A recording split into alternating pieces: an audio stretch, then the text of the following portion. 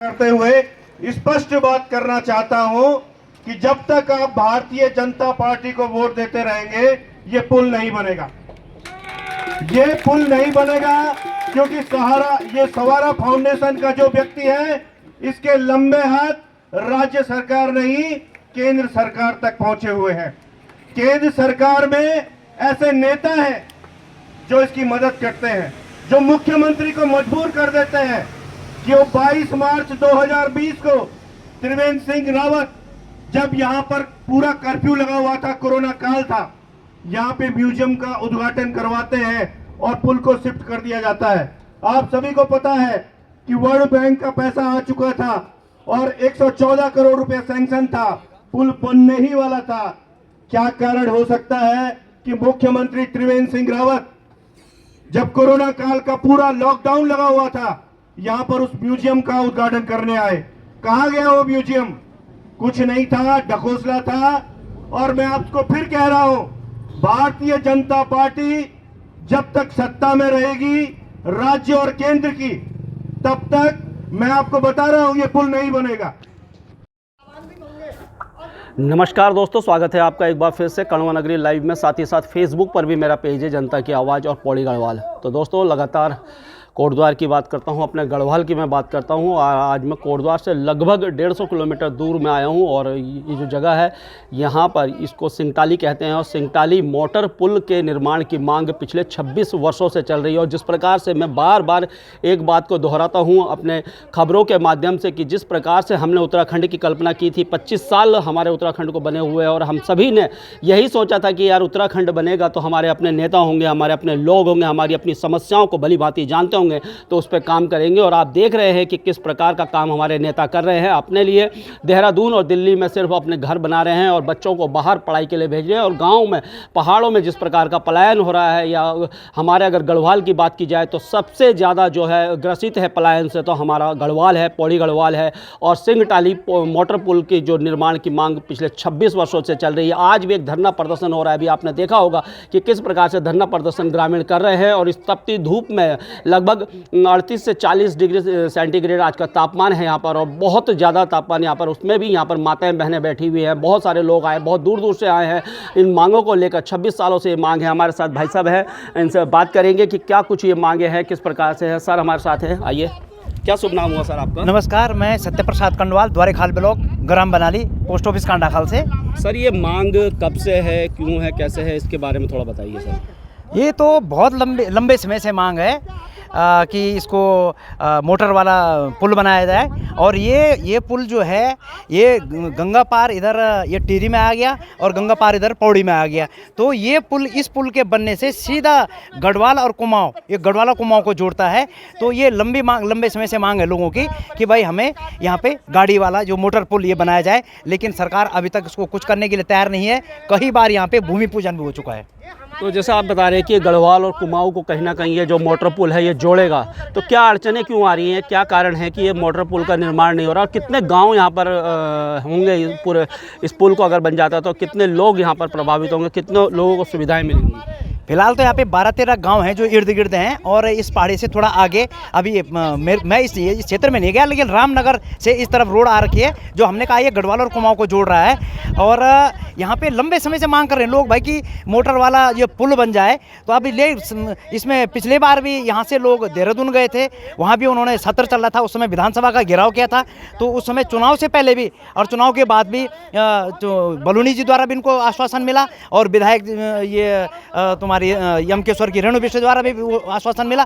लेकिन अभी तक इसमें कोई कुछ करने को तैयार नहीं है। और लोग अब फिर कहते हैं एक तरफ की पलायन। अब बताओ ऐसी स्थिति में लोग बाहर से पलायन नहीं करेंगे तो क्या करेंगे जब यहाँ सुख सुविधा नहीं है? हमने ये राज्य इसलिए बनाया कि हम सड़कों पे रहेंगे, धरना प्रदर्शन करेंगे, आंदोलन करते रहेंगे। अरे हमने कहा हमारा छोटा राज्य, छोटा परिवार है, सुखी परिवार है, छोटा राज्य बनेगा तो हमारे अपने लोग नेता होंगे और ये हमारे काम आसानी से करेंगे। लेकिन ये तो कुछ भी करने को तैयार नहीं है, जनता को बेवकूफ़ बना रहे हैं।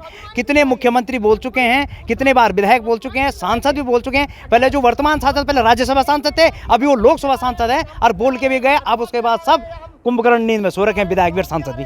सर हम ये देख रहे हैं कि अगर हमारे क्षेत्र में समस्याओं की बात की जाए तो बहुत समस्याएं हैं, लगातार सोशल मीडिया के माध्यम से पता चलता है, लेकिन जैसे ही चुनाव आते हैं फिर यही पार्टियां जी जाती है। तो क्या कारण है कि हमारे लोग ये समझ नहीं पा रहे हैं कि क्या कारण है जो फिर ये बाद में यही जीत जाते हैं? देखो मैं इसका आपको बिल्कुल सटीक सही बात, अच्छी बात बोली आपने।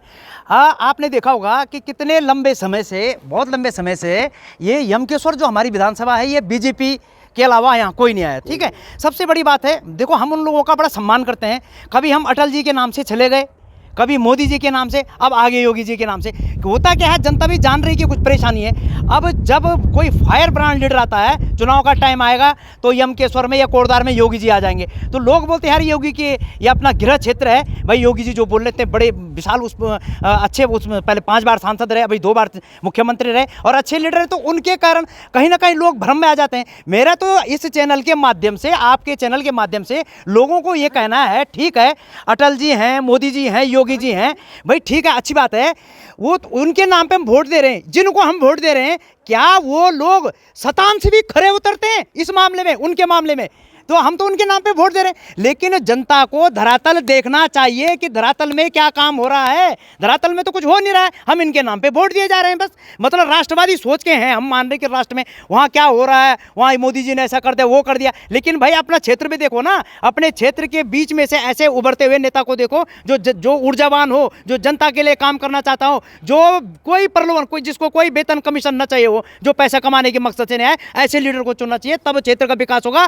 देखो नेताओं को जाना चाहिए जनता के पास, आज जनता सड़कों में, और नेताओं को पहले हर गांव में जाना चाहिए। भाई हाँ जी बताओ प्रधान साहब क्या बात है, कहाँ क्या समस्या है, कहाँ ब्रिज चाहिए, कहाँ स्कूल चाहिए, कहाँ स्कूल है मास्टर नहीं है, अस्पताल है डॉक्टर नहीं है, क्या समस्या है, उनका निराकरण करना चाहिए, उनका समाधान करना चाहिए, वो होता लीडर। ये कोई नेता थोड़ी है, ये तो उनके नाम पे पता है कि हमको पार्टी के नाम पे वोट पड़ रहा है। इनकी मजाल नहीं है, ये पार्लियामेंट में सदन के पटल पर पुरजोर तरीके से पहाड़ की आवाज उठाए, नहीं इनके अंदर कोई दम नहीं है, ये दम खमने वाले नेता नहीं है। ऐसा सांसद, ऐसा विधायक जो पार्लियामेंट में, संसद में धरने पे बैठ जाए, नेता के आगे, प्रधानमंत्री के आगे सदन में बैठ जाए कि मेरे क्षेत्र के लिए काम होना है, कैसे नहीं होगा? लेकिन नहीं, इनको डर है अगली बार टिकट नहीं मिलेगा, ये है बात। चलिए इनको तो डर है, लेकिन हमारे लोगों को क्या हो गया जो बार बार इन्हीं को वोट दे रहे हैं? दिक्कत तो क्योंकि वोट से ही तो ये जीत रहे हैं, है ना, तो बार बार दिक्कत मुझे तो ये होती है कि हम देख रहे हैं पलायन हमारे क्षेत्र में गंभीर समस्या। आप भी पौड़ी गढ़वाल से हैं, मैं भी पौड़ी गढ़वाल से हूँ।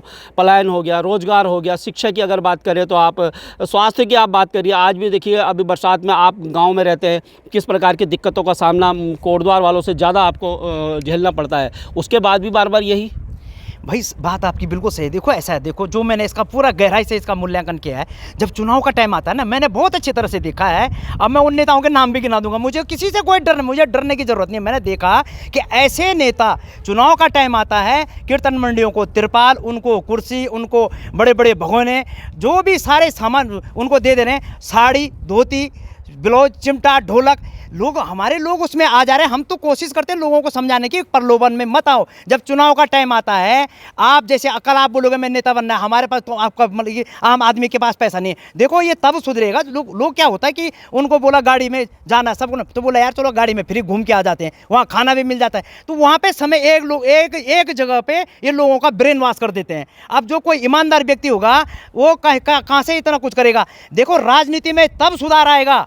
मैं आपके चैनल के माध्यम से, मेरा 16 साल का अनुभव है, मैं एक पूर्व सैनिक हूँ, सौभाग्य से मुझे कारगिल युद्ध लड़ने का भी मौका मिला। अच्छा। तो शायद मुझे, अब क्या कहूँ मैं, कितने अनगिनत जीवन दान मिले इतने बम्बार्डमेंट के बीच में, तो शायद मुझे लगता है कि मुझे कुछ करना होगा, समाज के लिए कुछ करना है, समाज को जगाना है। देखो तब होगा जब जनता अपने आप चुनाव लड़वाएगी, जनता चंदा इकट्ठा करके अपने समाज के बीच में से कैसे एक आदमी को चुनाव लड़ाएगी, वो आदमी ईमानदार निकलेगा, उसको ना कमीशन से मतलब है ना वेतन से मतलब है। जो आदमी 20-30 या 20-30 तो बहुत गरीब, लाख के बाद 10-10 करोड़ रुपए टिकट ले रहे हैं, फिर 10-10 करोड़ रुपए की दारू बांट रहे हैं, शराब बांट रहे हैं, तो लोग प्रलोभन में आ जाते हैं, लोग उस समय सब कुछ भूल जाते हैं। पर कहीं जहाँ देखते हैं कि कौन किस में मानेगा, किसका कितना वजन है, अच्छा कोई पैसे से मांग रहा, ले भाई पैसे पकड़, जो दारू से मांग रहा है दारू पकड़, मुर्गा से मांग रहा दारू बेर मुर्गा ये पकड़। ये वास्तव में ये धरातल में हो रहा है। और माँ बहनें हमारी बहुत सीधी सादी हैं, उन बेचारों को इतना पता नहीं है। अभी मैंने कई BEd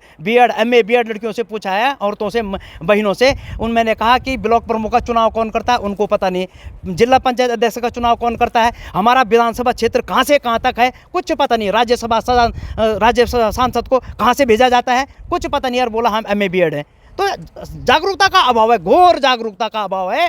कोई जब तक गांव-गांव जाएंगे, लोगों को मोटिवेट करेंगे, उनको समझाएंगे, उनके दिमाग से वो भूत उतारेंगे कि भाई लॉलीपॉप से खुश मत हो जाओ। समस्या ये है कि उतने में ही खुश हो जाने की, भाई हमें तो पेंशन भी मोदी जी दे रहे हैं, राशन भी मोदी जी दे रहे हैं, तो उनके दिमाग में ये है इस प्रकार से। और बाकी रही बात, बीजेपी बड़ा संगठन है, कांग्रेस बड़ा संगठन है, इनके घर घर तक पन्ना प्रमुख तक हैं, तो ये लोग करते हैं। जनता को उनको ही कोसना चाहिए जो एक्चुअल में जो हकदार है ना। मैंने गाँव में देखा, आपने भी देखा होगा, आप तो गाँव जाते हैं, जिस आदमी को प्रधानमंत्री आवास का जो हकदार है उसे नहीं मिलता, वो तो उनको मिलता है जो छुट भैया नेता हैं, उन्होंने कह दिया विधायक जी हाँ इसका टिक करो, इसका टिक करो, ये होता है। और हमारे जैसा आदमी वहाँ उनको हड़काता है कि नहीं गलत। हमको क्यों नहीं बोलता कोई नेता कि तुम हमारे प्रतिनिधि बन जाओ, उनको पता है कि ये बाल की खाल निकाल देगा। अगर हम जैसे आदमी चले जाएं तो इनके चूल्हे बंद हो जाएं, जो छुट भैया नेता इनके चूल्हे बंद हो जाएं, इनके पेट में लात लग जाएगी, और हम नहीं चाहते, लेकिन हम हमेशा गलत का विरोध करते हैं। आपने देखा भी होगा, शायद आपको पता होगा, हमने जनता इंटर कॉलेज कांडाखाल का 3 साल तक प्रांतीकरण की लड़ाई लड़ी।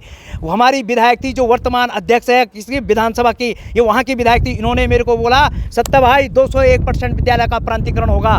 शिक्षा मंत्री वर्तमान धन सिंह रावत जी कांडाखाल में आए, बोला सत्य भाई नहीं बोला उन्होंने कहा जहां बहुमत होगा प्रांतीकरण होगा। आज तक कोई प्रांतीकरण नहीं हुआ। अब बताइए, जब जो विधानसभा अध्यक्ष हैं, जो सर्वे सर्व है विधानसभा का, इतना गरिमामयी पद पे है, वो कुछ नहीं कर पा रहे हैं, तो बताइए ये हमारे जनप्रतिनिधि हैं? इनको जनता की चिंता है? कोई चिंता नहीं है इनको। अपने पद से मतलब है, मैं विधायक बन गया, आज मैं विधानसभा अध्यक्ष बन गया, अगली बार मैं चीफ मिनिस्टर बन जाऊं। हमारी तो शुभकामनाएं, बनो पर काम तो करो भाई धरातल में। धन्यवाद। अच्छा सर, ये बताइए, ये पुल की अगर बात की जाए, लगातार आंदोलन चल रहे हैं और कह रहे हैं कि इसकी DPR भी तैयार हो गई है, सब कुछ तैयार हो गया, तो काम क्यों नहीं हो पा रहा है इस पे? अब वही बात ये है ना, अब इस पे बात, अब मैं आपको एक बात बड़े ध्यान से सुनना। आप पत्रकार हैं, आप दुगड्डा में गए होंगे। दुगड्डा में जुआर भेड़गांव वाला पुल है, वहाँ पे धरना प्रदर्शन चल रहा था। वहाँ पे धरना प्रदर्शन में चले गए एक दिन, मैंने भी बहुत खबर बनाई। ठीक, हाँ आपने बनाई होगी, मैं भी गया वहाँ पे। अब हुआ क्या, वहाँ पे मैंने वहाँ पे कह दिया कि विधायक और सांसदों को मैं यहाँ पे लेके आऊँगा। लोगों ने बोला बहुत आते हैं ऐसे, मेरे को बोला ठीक है, मैंने कहा मैं लेके आऊँगा।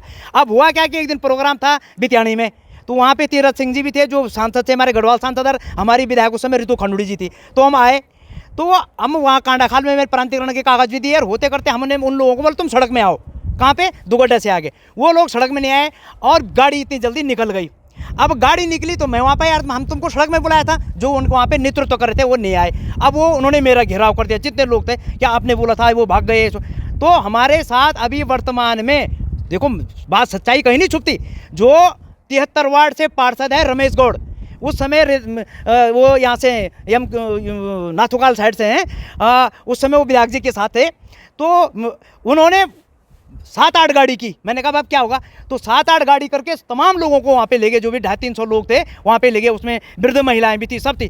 तो जब तीरथ सिंह जी का प्रोग्राम छूटा और उनकी ट्रेन लगी हुई थी, वहीं पे विधायक की और सांसद की लोगों ने इतनी बुरी तरह से वहाँ पे लोगों ने आक्रोश जताया कि उनको हार झक मार के बोलना पड़ा ये पुल बनेगा। आप ये वहाँ की जनता भी जानती है, जितने हमारे साथ कोटद्वार आए थे, वहाँ पे वो गाड़ियों की पूरी व्यवस्था रमेश गौड़ ने की थी, जो वर्तमान में पार्षद है 73 वार्ड से, देहरादून से। तो उन्होंने व्यवस्था की थी और वो पुल बन गया।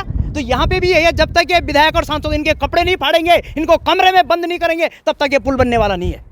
तो चलिए, अभी और भी बहुत सारे लोगों से आपकी बात करवाएंगे और बताएंगे कि किस प्रकार से ये आंदोलन चल रहा है और लगातार मांग इस पुल की जा रही है। सिंगटाली मोटर पुल की मांग की जा रही है और कहा जाता है कि गढ़वाल और कुमाऊं को जोड़ने वाला ये पुल है। और आप देख सकते हैं, अगर उस साइड आप देखेंगे तो पूरा बद्रीनाथ केदारनाथ वाला मार्ग वो है, और वहाँ से ये पूरा मार्ग जो है बद्रीनाथ केदारनाथ के लिए जाते हैं। नीचे जो है पतित पावनी जो है गंगा हमारी जो बह रही है, और आप देख ही सकते हैं सिर्फ और सिर्फ हमारे यहाँ के नेताओं ने बस जो हमें जिस प्रकार से उत्तराखंड को देवभूमि कहा जाता है उसका दोहन किया है। पर्यटक यहाँ पर आते हैं और ये लोग बस उसमें रहते हैं कि, और बाकी इन्होंने कुछ काम इन्होंने नहीं किए कि धरातल पर कोई काम इन्होंने किया हो, या अपनी विधानसभा में या जो सांसद हैं वो अपने संसदीय क्षेत्र में रहकर लोगों के दुख सुखों में उसके भागीदार बनते हों, उनके पास जाते हों, उनसे बातें करते हों, ऐसा कुछ नहीं है। तो बड़ा दुख होता है यार, हमारे अपने नेता हैं लेकिन ये हमारे लिए कुछ कर नहीं रहे हैं, और हालात जो है उत्तराखंड के बद से बदतर होते हुए जा रहे हैं।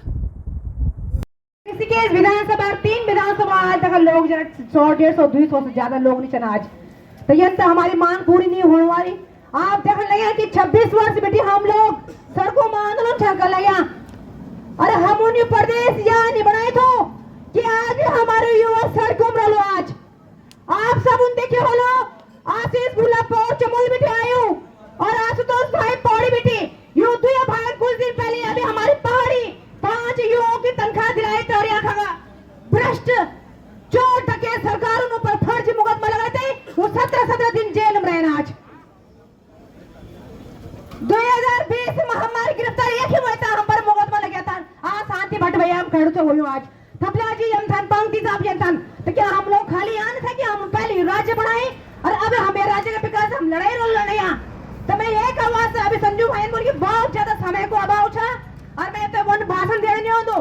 आप सब देख लगे कि हमारा पहाड़ों तो लोग गाली छानते लगे और चुनी चुनी तो आज मान चल लगे। आज अभी हाल मनोज ने की देखा आपने ठेले लगा दू नहीं रोजगार दे सकना और न स्वरोजगार चलाओ छानते लगे क्योंकि ये सरकार से बड़ी आज एक जैके ये पात्र में बड़े खुआयु गाजियाबाद को ये उत्तराखंड आज भू माफिया शराब माफिया हरियाणा दिल्ली चल लोग चलाने गया और बलात्कार वही हमारे गए बयाली शादा धरने प्रदेश हम पता नहीं कि हम लोग शहर चले गया जब चुनाव होना तब लोग तो हाथ और फूल दिखे ना। अभी पूर्व वक्ता मेरे छोटे बोला ओम गोपाल थाल बोलने गया आप भी तो कांग्रेस में रहे आप भी बड़े सरकार पूछता ही आप लोग सहयोग मांगा हम जब हमारे प्रदेश की स्वाभिमान की बात आई तब सब लोग एकजुट और एकमुट हो जाओ। मैं उत्तराखंड क्रांति दल बेटा हूँ और 26 साल बेटे मैं ये पते सेवा चक्कर लगी हूँ। आप लोग देख दो वाला चाहे अंकिता बेटी रहे चाहे कहीं मार पिटाए सुरेंद्र ने की कन मारी है मंत्री ने आज और आज हम उन मंत्री बाहर करे तो यार चुनी चुनी तब पहाड़ेगा एक होते यार टारगेट छनका लिया तब सब उधर मार लगा उधर रोजगार नहीं तक चलाने यहाँ पूरे प्रदेश में शराब से घर घर से पहुंची आज बेटे हमारी सुरक्षित नीचे नौकरी हम उन नीचे घर पर गोली बांधना चल लगा कहीं हमने बीज नहीं मिलना क्यों क्या बात हो हम कर ले ये आप सब लोग कसम खाओ 42 शादी की कि हम उन प्रदेश बचान और क्षेत्रीय ताकत सब लोग मजबूती से इकट्ठा हुआ बुरु नहीं माने कोई भी अपनी दुकान सब बंद करा और मिली पार्टी ने सब चुनाव लड़ा मैं बताने लगे ये मगरमच्छन भाजपा कांग्रेस हमारी बसे की बात नहीं हो चुनाव हरण लेकिन मिली पार्टी थे अगर हम कर ला तो निश्चित तौर पर विधानसभा जगह नीति और रीति बन रही जब तक हम लोग वक्त नहीं पहुंचला तने हम मर जो लाचे अंकिता गए तो हम उन्हें भी चल जाना। आज आप लोग मजा आके समझ नहीं है पता है मैं जो तो कोर्ट बादी वक्त में काम नहीं कर सकते मेरे चैम्बर में मकर जा रहा लगे ना आज जब हम काम शुरू करना तो हमारे बच्चों तो सिखा नहीं लोग बनो नहीं आप लोग मजाक को ना सोचो नहीं सच्ची बता रहा मैं 29 तारीख के आज किसी का हमारा डिस्ट्रिक्ट में हमारे चक्का जाम कार्यक्रम में क्यों हम चक्का जाम करने के एलयूसी में हमारे पहाड़ की महिलाएं हैं आज 1-1 करोड़ 1.5 करोड़ लितना कीर्तनगर और ब्लॉक करी आज चक्का जाम करी वो महिलाओं ने आज सरकार हमारी सारी पते खत्म कर लिया आज हम कुछ नहीं बचो हम झूठा झूठा वादा न करो हम कुछ नहीं हम सब खाली हो गए खोखले हो गए आज मैं तो शर्म होती बोलूं कि हम पहाड़े हो आज जो हम पहाड़े वहां हम तो डरियों के अंदर हम तो गाली गलोचन कर लेंगे। अभी आप देखे लेगा अधिवक्ता देहरादून कोर्ट के भीतर मैं खुद अधिवक्ता हूँ नमिता भारद्वाज तीन हमारे पहाड़ों का गढ़वालों का बहिष्कार करेंगे तुम हमारो खाना हमारो सब कुछ करना हम तय गाल देने हम बर्दाश्त नहीं करने के भी हालम एक वास्ता समय को बहुत अभाव है। संजय सिंह भाई मैं आपको धन्यवाद दे दूं। समस्याएं कहां से शुरू है समस्याएं वहां से शुरू है और सारे लोग जिम्मेदार हैं कि जब उत्तराखंड बना लगभग कब बना था उत्तराखंड भाई जी 2000 में बना था ना सबको याद है। पहला मुख्यमंत्री कौन बना कहां से रहने वाला था हरियाणा का रहने वाला आदमी यहाँ मुख्यमंत्री बन जाता है और आप लोग ये कहते हो कि उत्तराखंड बन गया। ये आप लोगों की समस्या है। आप लोगों ने उस समय किसी ने उंगली उठाई कि बाहर का आदमी हम लोग शहादत दे रहे हैं और बाहर के आदमी को आप यहाँ सीएम बना रहे हो। कितने लोगों ने उंगली उठाई बताइए बोलिए। आप में से कितने ऐसे लोग थे यहाँ अनिल बलूनी जी के साथ जो नारे लगा रहे थे। आपने पूछा अनिल बलूनी जी से कि हमारी बेटी के साथ इतना बड़ा कुकृत्य हुआ है हम आपको कैसे वोट देंगे। जब आप वो नहीं पूछ सकते तो फिर आप वोट के आप कैसी बात करोगे पुल की। यहाँ लोग आ रहे हैं जो यहाँ पूर्व में नेता रहे हैं। मेरा उन सबसे एक सवाल है हमारी ये लड़ाई इतनी कमजोर क्यों है? हमने आप लोगों को वोट दिए हैं। मैं सुबोध उनियाल जी से इतना सवाल इसलिए नहीं करता, मैंने उन्हें वोट नहीं दी, मैं उनका घोर विरोधी आदमी हूँ। मेरी उनसे नहीं है, मतलब अगर वो किसी भी पार्टी में मैं एंटी वोट देता हूँ तो मैं उनसे एंटी वालों से पूछूंगा कि हमने आपको वोट दिए तो हमारी ये लड़ाई इतनी कमजोर कैसे है? जब आप जीते हमने तब भी आपको वोट दिया, जब आप हारे तब भी हमने आपको वोट दिया, तो हम लोग आज घाम तापने के लिए क्यों मजबूर हैं? नरेंद्र मोदी जी यही बोल रहे थे आप लोगों को घाम तापो, और आप लोग सारे के सारे डीपी लगा के घूम रहे थे। मैं अपने नेताओं से पूछूंगा कि ये बताओ कि हम यहाँ घाम क्यों ताप रहे हैं? 40 डिग्री में हम यहाँ बैठे हैं, ये कोई बहुत खुशी का माहौल है क्या? नहीं, हम लोगों को सोचना होगा कि हम यहाँ बैठे हुए हैं। और देखो उन लोगों ने अपनी ओर से, देखो 2 लोग हैं यहाँ पे 2 लोग, एक विशेष लोग हैं, एक तो कर्मयोगी विकास चंद्र दयाल जी और दूसरा विशेष लोग है आशुतोष नेगी। 2 लोग, इन 2 लोगों ने बेटी अंकिता भंडारी के लिए एक खुलकर आह्वान करे हैं। आशुतोष नेगी ने तो बहुत लड़ाई लड़ी है, सब जानते हैं, और एक आदमी कर्मचंद विकास चंद्र दयाल जिन्होंने बेटी के लिए त्योहार छोड़ दिए। जब आप सारे लोग ना होली मिलन का कार्यक्रम कर रहे थे तो उस आदमी ने सब कुछ छोड़ दिया। वो दर्द आपके अंदर क्यों नहीं है? कभी तो हम यहाँ बैठे हैं। आप एक चीज मान लीजिए, हम लोगों यहाँ एक चीज की कमी है, वो है एकजुट होने की। हम एकजुट हो ही नहीं सकते। देखो आज हमें यहाँ कितने लोग होने चाहिए थे बताइए? हाँ, यहाँ कम से कम 500 लोग होने चाहिए थे। हम कितने लोग हैं? और सबके पास बहाने हैं ना होने के। इससे पहले मेरे पास भी थे, उसका सबसे बड़ा गुनहगार मैं हूँ। मुझे बोलने का बहुत कम हक है, लेकिन फिर भी मैं बोलूंगा क्योंकि मैं अनभिज्ञ था। अगर मैं पहले किसी लड़ाई में नहीं आया तो हमारे माताजी पिताजी ने हमारे अंदर वो बात नहीं डाली। मैं तो इस संघर्ष को देखते देखते इन लोगों के साथ जुड़ गया और यहाँ पहुंच गया, और अब पहुंच गया तो हर लड़ाई में यहाँ रहूंगा। आप इस बात को ध्यान में रखिए। एक चीज आप एक बात सोचिए, सरकार के लिए आपकी इंपॉर्टेंस कितनी है? यहाँ पे हमसे मिलने कौन आया है? एसडीएम, शायद सक्षम अधिकारी। क्यों? हम लोगों की वैल्यू उतनी नहीं है कि एक डीएम यहाँ पे आए। ये आज बहुत बड़ा टेक्निकल युग है, बहुत बड़ा टेक्नोलॉजी का युग है। यहाँ पे डीएम को होना होगा। डीएम अपनी जिम्मेदारी से नहीं भाग सकते, आपको आना ही होगा। इस लड़ाई के लिए आप भी जिम्मेदार हैं। 15 दिन पहले से हर माध्यम से सरकार तक हमारी बात पहुंचाई जा रही है, हर एक माध्यम से। आप जिम्मेदारी से नहीं बच सकते। आप यहाँ पे 30 पुलिस वालों को भेजते हैं, किसी को भेजने की जरूरत नहीं थी। हम पहाड़ी लोग हैं भाई, हमने कभी कोई गलत काम किया ही नहीं। एक अकेले आप आते और हमारी बात सुनते। यानी आप सोच रहे हैं आप लोगों की इंपॉर्टेंस कितनी है। आप एक बात देखिए, क्या इंपॉर्टेंस है। आप देखो इस बात को, लोग यहाँ भाषण देने के बाद फिर चले जाएंगे। कुछ लोग चले गए, कुछ चले जाएंगे।